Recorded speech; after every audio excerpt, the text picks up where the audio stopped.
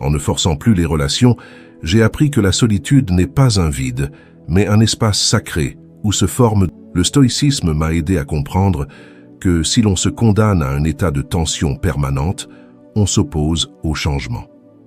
Accepter le changement permet au contraire de lâcher les attentes et de se libérer de la peur de l'avenir. En acceptant que rien ne dure, que tout évolue en permanence, j'ai pu trouver un apaisement profond, une sorte de confiance en la vie et en ses cycles naturels. Les changements ne sont pas toujours confortables, mais ils sont souvent nécessaires pour grandir, pour aller de l'avant. Chaque transition m'a permis de mieux me comprendre, d'explorer de nouvelles facettes de moi-même et de découvrir des ressources insoupçonnées. Marc Aurèle disait « Chaque chose doit prendre le chemin que la nature lui a tracé ». Cette phrase m'a rappelé que parfois, le lâcher-prise est la meilleure décision pour évoluer sans se briser. Aujourd'hui, j'accueille le changement comme une chance, un mouvement naturel de la vie. Plutôt que de lui résister, je choisis d'accompagner son courant et de me laisser guider par la sagesse de la nature, qui sait mieux que nous ce qui est bon pour notre chemin. Explorons maintenant le 6e principe. Soyez patient face aux difficultés. La patience est une vertu souvent oubliée, surtout dans une société qui valorise la rapidité, l'efficacité et l'immédiateté. Pourtant, le stoïcisme nous enseigne que certaines solutions demandent du temps et qu'il ne sert à rien de forcer leur arrivée. Comme le disait Marc Aurèle, la patience est l'accompagnement nécessaire de tout ce qui en vaut la peine. Ce principe m'a permis de cultiver la sérénité face aux épreuves et de comprendre que certaines réponses viennent avec le temps. J'ai traversé des périodes de difficultés intenses, où l'envie de trouver une solution immédiate était presque irrésistible. Que ce soit dans ma carrière ou dans mes relations, j'avais tendance à chercher des réponses rapides pour apaiser mes angoisses. Mais le stoïcisme m'a appris à considérer la patience comme un outil de résilience, une manière de me rappeler que certaines choses prennent du temps pour se révéler pleinement. Dans cette patience, je trouve une forme de force, un calme face à des tempêtes qui, par le passé, m'auraient déstabilisé.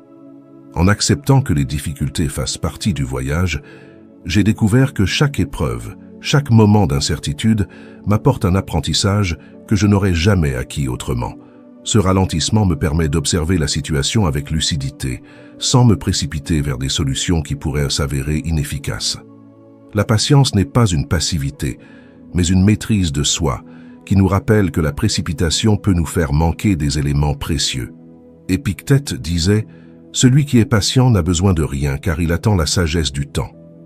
En intégrant cette idée, j'ai appris que la vie elle-même est un processus et que chaque moment de difficulté est un chapitre de ce processus qui, tôt ou tard, trouvera son issue. Aujourd'hui, face aux défis, je choisis la patience. Je me rappelle que chaque épreuve a son propre rythme et que c'est en l'accompagnant avec calme que je pourrai en tirer toute la sagesse. Cette approche me permet de rester centré, de ne pas forcer les réponses, mais de les laisser émerger quand elles sont prêtes. Passons maintenant au 7e principe. N'imposez pas vos idées.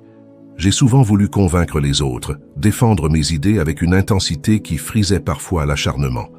Mais le stoïcisme nous enseigne l'humilité, la reconnaissance que chacun suit son propre chemin. Sénèque disait « Enseignez sans imposer, car celui qui apprend doit choisir son propre chemin ». J'ai réalisé qu'à chaque fois que j'essayais d'imposer mes idées, je risquais de créer des tensions, de briser des relations précieuses. Le lâcher-prise m'a permis d'aborder les échanges avec un esprit ouvert, sans chercher à dominer les opinions des autres. J'ai appris à exprimer mes pensées et mes convictions sans attendre de l'autre qu'il les adopte immédiatement. En pratiquant cette neutralité, je découvre que le partage des idées devient plus riche, car il ne s'agit plus de persuader, mais d'échanger librement. Épictète disait « Celui qui est fort dans sa pensée n'a pas besoin de la validation des autres ». Lorsque j'ai cessé de forcer les choses, j'ai remarqué que mes relations devenaient plus harmonieuses. J'ai accepté les différences comme une richesse, une façon d'élargir ma propre vision du monde. Ce respect mutuel, cette capacité à écouter sans imposer, devient une force apaisante dans mes échanges. Je comprends que mon rôle n'est pas de convaincre, mais de partager avec sincérité. Ne pas imposer ses idées, c'est aussi respecter la liberté de l'autre, lui permettre de trouver sa propre vérité. Cela m'a libéré de la tension, de toujours vouloir prouver, convaincre pour me rassurer. Aujourd'hui, je vois chaque échange comme une opportunité de grandir ensemble, sans pression ni contrainte, dans un espace de respect mutuel. Cette attitude m'a permis de devenir un témoin de la progression des autres, un compagnon de route, plutôt qu'un guide imposé. En partageant mes idées avec modestie, j'invite chacun à explorer et à découvrir par lui-même, et cette liberté devient un cadeau réciproque. Abordons maintenant le 8e principe. Apprenez à dire non sans culpabilité. Dire non est souvent perçu comme un acte égoïste, alors qu'il s'agit d'une forme de respect de soi. Le stoïcisme nous enseigne qu'il est essentiel de fixer des limites pour préserver notre bien-être, et que chaque fois que nous disons non avec intégrité, nous renforçons notre autonomie.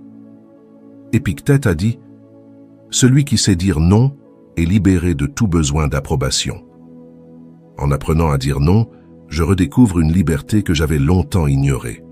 Dire non a souvent été difficile pour moi, surtout dans les relations où l'on m'a appris que l'amour ou l'amitié impliquait de toujours se rendre disponible. Mais chaque fois que je forçais mon propre consentement pour faire plaisir aux autres, je me trahissais un peu plus. Le stoïcisme m'a appris que dire non est un acte de bonté envers soi-même, une manière de protéger son espace personnel, de respecter ses propres besoins sans culpabilité. En posant des limites, je découvre que l'on n'a pas besoin de justifier chaque refus. Ce non devient une affirmation de soi, une déclaration subtile que notre temps, notre énergie sont précieux. Dire non avec sincérité me permet de consacrer mon attention à ce qui compte réellement pour moi, sans m'éparpiller dans des engagements que je ne souhaite pas. Chaque non que j'ose prononcer est une étape vers une indépendance émotionnelle. En me libérant de cette obligation constante de plaire, je ressens une force intérieure nouvelle, une capacité à me respecter profondément. Sénèque disait « Ce n'est pas le nombre de ceux qui t'approuvent qui importe, mais la paix de ton âme. » En disant non, je choisis cette paix. Dire non, sans culpabilité, devient un acte de courage, un choix de liberté qui préserve notre intégrité. Ce simple mot, pourtant difficile à prononcer, est une clé vers un équilibre intérieur, un rappel que notre valeur ne dépend pas de l'approbation des autres. Terminons avec le 9e principe. Faites confiance à la vie. Le dernier principe stoïcien, et peut-être le plus puissant, est celui de la confiance en la vie. Ne pas forcer les événements, c'est choisir de s'abandonner à la sagesse de l'univers, de croire que tout a un sens, même si ce sens nous échappe parfois.